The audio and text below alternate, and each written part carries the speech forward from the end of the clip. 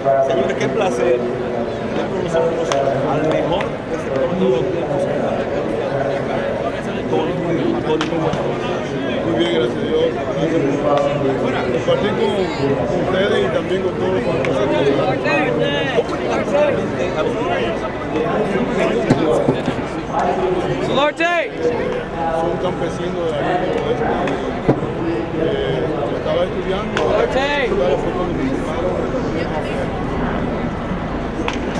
Bastante a los piratas, al equipo de San Luis, había un prospectazo con Tom Silo.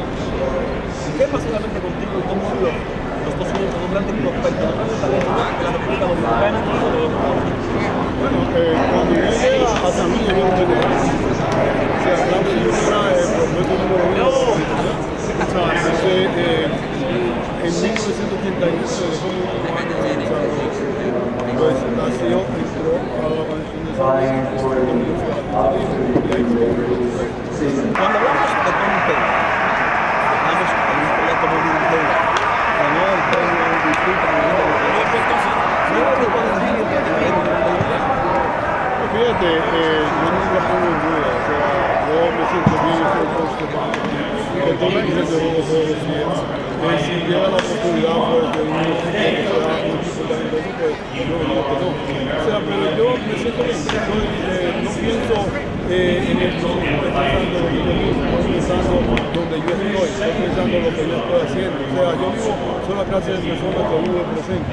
Porque yo no sé dónde voy a estar más tarde, yo no sé dónde voy a estar mañana. Y una de las cosas que Dios me ha dado, Dios me ha dado un regalo. Y ese regalo que Dios me ha dado, pues yo lo estoy aprovechando a la máxima cabalidad, haciendo lo que a mí me gusta hacer.